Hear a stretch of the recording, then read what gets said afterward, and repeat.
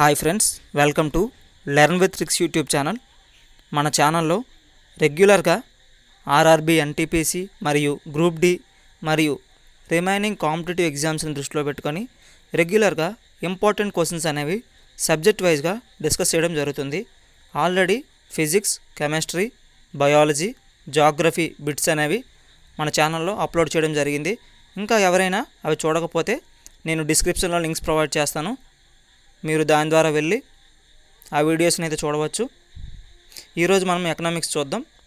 ఇవి అయిపోయిన వెంటనే ఎకనామిక్స్ అయిన తర్వాత హిస్టరీ, పాలిటీ చూద్దాం. ఇవి అయిపోయిన వెంటనే మోస్ట్ రిపీటెడ్ క్వశ్చన్స్ ఉంటాయి కదా, ఇంతవరకు ఆర్ఆర్బీ మరియు గ్రూప్ డిలో ఎక్కువసార్లు రిపీట్ అయిన క్వశ్చన్స్ కూడా మన ఛానల్లో డిస్కస్ చేయడం జరుగుతుంది. మరియు ప్రీవియస్ క్వశ్చన్స్ ఉంటాయి కదా, అవన్నిటిని గ్యాదర్ చేసి మీకు డిస్కస్ చేయడం అయితే జరుగుతుంది. సో ఇంకా ఎవరైనా మన ఛానల్ని సబ్స్క్రైబ్ చేయకపోతే వెంటనే సబ్స్క్రైబ్ చేయండి. మీ ఫ్రెండ్స్కి కూడా ఈ వీడియోస్ని షేర్ చేయండి. ఇంగ్లీష్ మీడియంలో ఉన్నాయేంటి అని అనుకోవద్దు, తెలుగులో కూడా మీకు ఎక్స్ప్లెయిన్ చేయడం జరుగుతుంది. ఈరోజు మనం ఎకనామిక్స్ బిట్స్ చూద్దాం. టాపిక్లోకి వెళ్దాం. హూ ఓన్స్ ఆర్ఆర్బీ అంటే ఆర్ఆర్బీ అంటే రీజనల్ రూరల్ బ్యాంక్ అనేది వేటికి చెందినది అంటే ఏ యాజమాన్యాలకు చెందినది అంటే central government, state government and sponsored banks jointly with everyone. కేంద్ర ప్రభుత్వం, రాష్ట్ర ప్రభుత్వం మరియు స్పాన్సర్డ్ బ్యాంక్స్ ఉంటాయి కదా, వాటికి ఇది చెందినది. ఇందులో సెంట్రల్ గవర్నమెంట్ షేర్ ఎంత ఉంటుందంటే 50% ఉంటుంది. స్టేట్ గవర్నమెంట్ షేర్ ఎంత ఉంటుందంటే 15 అంటే 15% ఉంటుంది. సెంట్రల్ గవర్నమెంట్ షేర్ ఎంత ఉంటుంది? సెంట్రల్ గవర్నమెంట్ షేర్ అనేది 50% అంటే 50% ఉంటుంది. స్టేట్ గవర్నమెంట్ షేర్ ఎంత ఉంటుందంటే 15% 15% ఉంటుంది. స్పాన్సర్డ్ బ్యాంక్స్ ఉంటాయి కదా, వాటి షేర్ అనేది 35% ఉంటుంది. స్పాన్సర్డ్ బ్యాంక్స్ అంటే ఏంటి అని మీకు డౌట్ రావచ్చు. అంటే ఏంటంటే ఏ కమర్షియల్ బ్యాంక్ అయినా సరే ఈ యొక్క ఆర్ఆర్బీకి స్పాన్సర్ చేయవచ్చు అన్నమాట. Second bit, who sponsors regional rural banks? Answer is national commercial bank. Already మనం పై క్వశ్చన్లో ఈ యొక్క బిట్ని డిస్కస్ చేయడం జరిగింది. Third question, which European Union country has its own personal currency and has not adapted euro? అంటే ఏ యూరోపియన్ దేశంకు యూరో కరెన్సీ కాకుండా ఓన్ కరెన్సీ అనేది ఉంది? Answer is Sweden. స్వీడన్ దేశంకు యూరో కరెన్సీ కాకుండా ఓన్గా కరెన్సీ ఉంది. Fourth bit, by whom are the rupee notes issued? అంటే 1 రూపీ నోట్స్ అనేవి ఎవరు ఇష్యూ చేస్తారు? Answer is government of India. Indian government అనేది వీటిని ఇష్యూ చేస్తుంది. Fifth bit, who signs a rupee note? అంటే 1 రూపీ నోట్ మీద ఎవరు సైన్ చేస్తారు? Answer is secretary of the ministry of finance. Secretary of the ministry of finance. Sixth bit, it is necessary for the chairman of the finance commission to be? Answer is a person with experience in public affairs. అంటే ఒక person finance కమిషన్కి chairman అవ్వాలంటే ఏమీ అవసరం అంటే ఆ పర్సన్కు public అఫైర్స్లో experience అంటే అనుభవం అనేది ఉండాలి. అప్పుడే ఆ పర్సన్ అనేవాడు ఫైనాన్స్ కమిషన్కి చైర్మన్ అవుతాడు. Seventh bit, who was the chairman of the 13th finance commission? 13వ ఫైనాన్స్ కమిషన్ యొక్క చైర్మన్ ఎవరు? Answer is doctor Vijay L Kelkar. Eighth bit, interest rate is determined by? వడ్డీ రేటు ఎలా కనుగొంటామంటే answer is liquidity preference. Liquidity preference మీద ఆ వడ్డీ rate అనేది ఆధారపడి ఉంటుంది. Ninth question, bank rate is consider as the interest rate on which commercial bank borrow money from the reserve bank of India? అంటే బ్యాంక్ రేట్ని ఇంట్రెస్ట్ రేట్గా మనం consider చేస్తాం. ఎందుకంటే కమర్షియల్ బ్యాంక్స్ అనేవి ఆర్బీఐ దగ్గర మనీని అప్పు తీసుకుంటాయి కాబట్టి వాటిని ఇంట్రెస్ట్ రేట్గా క్యాలిక్యులేట్ చేస్తాం అన్నమాట. 10th bit, what is the market from which money can be obtain in the form of loan is? Answer is money market. అంటే మనీని లోన్స్ రూపంలో మనకి ఇస్తారు కదా, ఆ మార్కెట్ను ఏమంటారంటే మనీ మార్కెట్ అని అంటారు. 11th bit, at what rate reserve bank of India borrows money from commercial banks? అంటే ఆర్బీఐ అనేది కమర్షియల్ బ్యాంక్ దగ్గర ఏ రేటుతో మనీని అప్పు తెస్తుందో ఆ రేటుని ఏమి అంటారు అని అడిగాడు. Answer is reverse repo rate. 12th bit, trade policy includes. Trade policy అనేది ఏం కలిగి ఉంటుందంటే export import policy. Export import policy అనేది ఒక ట్రేడ్ పాలసీలోనే ఒక భాగం. 13th question, when is the problem of undesirable balance of payments? Undesirable balance of payments అనేది ఎప్పుడు జరుగుతుందంటే ఇంపోర్ట్ అండ్ ఎక్స్పోర్ట్ అప్పుడు జరుగుతుంది. 14th question, free trade means అంటే ఉచిత వర్తక వ్యాపారం అంటే ఏమిటంటే uncontrolled exchange of goods and services. గూడ్స్ను సర్వీసెస్ను ఎక్స్చేంజ్ చేసుకోవడమే ఫ్రీ ట్రేడ్ అనమాట. అంటే ఒక వస్తువు ఇచ్చి ఇంకో వస్తువు తీసుకోవడం అంటారు కదా, దాన్ని ఫ్రీ ట్రేడ్ అంటారు. 15th question, acquisition of a currency means determining the value of the currency at this level is higher. 16th question, who WTO promotes? WTO అంటే world trade organization. World trade organization అనేది ఏం promote చేస్తుందంటే multilateral trade అంటే బహుపాక్షిక వర్తక వ్యాపారం. అంటే ఏంటంటే 3 or more parties కలిసి వర్తక వ్యాపారం నిర్వహించడానికి WTO అనేది ప్రమోట్ చేస్తుందన్నమాట. 17th question, who are the main watch dogs of international trade? అంతర్జాతీయ వర్తక వ్యాపారాన్ని ఎవరు చూసుకుంటారు లేదా ఎవరు కాపలా కాస్తారంటే WTO అంటే world trade Organisation. 18th bit, who are members of Indian Ocean Coastal Regional Cooperation Association IORA? IORA member countries ఏవే అడుగుతున్నాడు. Answer is Bangladesh, Mauritius, India. Bangladesh, Mauritius, India. 19th question, what is hawala? Hawala అంటే ఏంటంటే ఫారిన్ కరెన్సీని ఉపయోగించి అక్రమంగా వ్యాపారం చేయటం, illegal trading of foreign currency. 20th question, who coined the terms micro economics and macro economics? ఎవరు మైక్రో ఎకనామిక్స్ మరియు మ్యాక్రో ఎకనామిక్స్ను ఇన్వెంట్ చేశారంటే మైక్రో ఎకనామిక్స్ అంటే సూక్ష్మ అర్థశాస్త్రం, మ్యాక్రో ఎకనామిక్స్ అంటే స్థూల అర్థశాస్త్రం. ఎవరు ఇన్వెంట్ చేశారంటే రెగ్నర్ క్రిస్టియన్. 21th question, who is concern with microeconomics? అంటే మైక్రో ఎకనామిక్స్ దేనికి సంబంధించినది అంటే ఇండివిజువల్ యూనిట్. 22nd క్వశ్చన్, కౌటిల్యాస్ అర్థశాస్త్ర deals mainly with?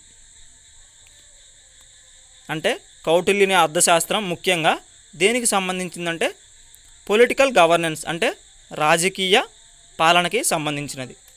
23rd question, from which language is the word economics? అంటే ఎకనామిక్స్ అనే పదం ఏ లాంగ్వేజ్ నుండి వచ్చిందంటే Greek language. 24th question, when the labour supply curve bends back?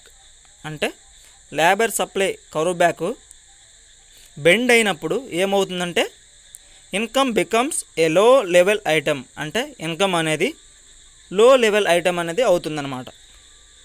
25th question, the best index of economic development is provided?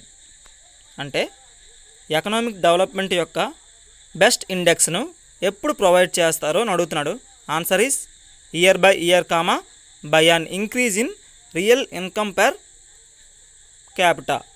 అంటే year by year అంటే ప్రతి సంవత్సరము.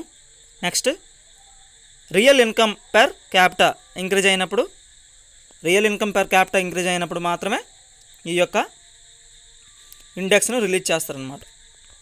26th question, which shows the increase in the quantity of supply. Increase in the quantity of సప్లైను ఏ curve సూచిస్తుంది అని అడుగుతున్నాడు. Answer is rightward transfer of supply curve. 27th question, money supply is controlled by. Money సప్లైను ఏ విధంగా control చేస్తామంటే, ఎవరు కంట్రోల్ చేస్తారంటే reserve bank of India, RBI అనేది ఈ మనీ సప్లైని కంట్రోల్ చేస్తుంది. 28th question, who determines the market equilibrium of a commodity. అంటే ఒక ఐటెం యొక్క మార్కెట్ ఈక్విలిబ్రియంని ఎలా డిసైడ్ చేస్తారంటే అని అడుగుతున్నాడు. Answer is the balance of the demand and supply powers of the commodity. అంటే కమోడిటీ అంటే ఒక ఐటెం అన్నమాట, వస్తువు. ఆ వస్తువు యొక్క డిమాండ్ అండ్ సప్లై పవర్స్ను బ్యాలెన్స్ చేసినప్పుడు మార్కెట్ ఈక్విలిబ్రియం అనేది డిసైడ్ చేస్తారనమాట. 29th question, to which country India exports the maximum amount of gems and jewellery in terms of value. ఏ కంట్రీకి ఇండియా అనేది ఎక్కువ మొత్తంలో రత్నాలను మరియు జ్యువెలరీను ఎక్స్పోర్ట్ చేస్తుందంటే answer is USA, United states of America. 30th question, material on which India spends the maximum import amount. అంటే ఏ మెటీరియల్ పైన ఇండియా ఎక్కువ మొత్తంలో ఖర్చు చేస్తుందంటే petroleum. 31th question, the first national income committee was formed. First national income committee ఎప్పుడు form అయిందంటే the year 1949. 1949లో ఇది ప్రారంభమైంది, ఫామ్ అయిందనమాట. 32 క్వశ్చన్, నేషనల్ ఇన్కమ్ అంటే జాతీయ ఆదాయం అంటే ఏంటంటే net national product minus indirect plus support, NNP minus indirect plus support. 33rd question, GNP through expenditure method what is included in the calculation of. అంటే GNP అంటే గ్రాస్ నేషనల్ ప్రొడక్ట్ను expenditure మెథడ్లో calculate చేసినప్పుడు ఏవేవి ఇంక్లూడ్ అవుతాయి అంటే gross domestic private investment, comma net foreign investment, comma private consumption expenditure అనేవి ఇందులో ఇంక్లూడ్ అవుతాయి. 34th question, how can national income be calculated. National income అంటే జాతీయ ఆదాయాన్ని ఎలా క్యాల్కులేట్ చేస్తామంటే some of all expenses, comma some of all types of income, comma some of all kinds of outputs. అంటే ఎంత ఎక్స్పెండ్ చేసామో అదిను, next ఎంత income వచ్చింది మరియు ఎంత అవుట్పుట్ వచ్చింది అనేది వీటి ద్వారా నేషనల్ ఇన్కమ్ అనేది క్యాల్కులేట్ చేస్తారు. 35th question, what does he letter signify in ఈ బ్యాంకింగ్. ఈ బ్యాంకింగ్లో ఈ అనేది ఉంది కదా, ఈ అంటే ఏంటంటే electronic banking. 36th question, the policy of encouraging domestic industries with restrictions on the import of competitive goods is called. Answer is protection policy. 37th question, what is liquidity preference. Liquidity preference అంటే ఏంటి అని అడుగుతున్నాడు. Answer is willingness to hold assets in cash. అంటే క్యాష్ను assets రూపంలో, ఆస్తుల రూపంలో ఉంచడానికి అంగీకారం. 38th question, when the demand curve of a commodity is parallel to the x axis then the demand elasticity of the commodity is complete అన్నమాట.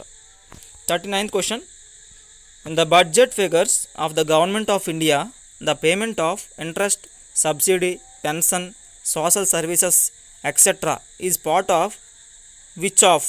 అంటే government of India budget ఫిగర్లో payment of interest, subsidy, pension, social service అనేవి దేనిలో భాగం అంటే non plan ఎక్స్పెండిచర్లో భాగం. 40th question, with which form of the term ఆకాష్ టెక్స్ అండ్ ఎకానమీ అనేది ఇట్ ఈజ్ రిలేటెడ్. అంటే ఆకాష్ టెక్స్ అండ్ అనే ఎకానమీ దేనికి సంబంధించిందంటే క్యాపిటలిస్ట్ ఎకానమీకి సంబంధించినది. 41th question, the definition of small scale industry in India is based on. అంటే ఇండియాలో స్మాల్ స్కేల్ ఇండస్ట్రీ అనేది దేనిపైన ఆధారపడి ఉంటుందంటే investment in machines and equipment. Machines equipment పైన ఎంత ఇన్వెస్ట్ చేశారు అన్న దానిపై స్మాల్ స్కేల్ ఇండస్ట్రీ అనేది ఆధారపడి ఉంటుంది.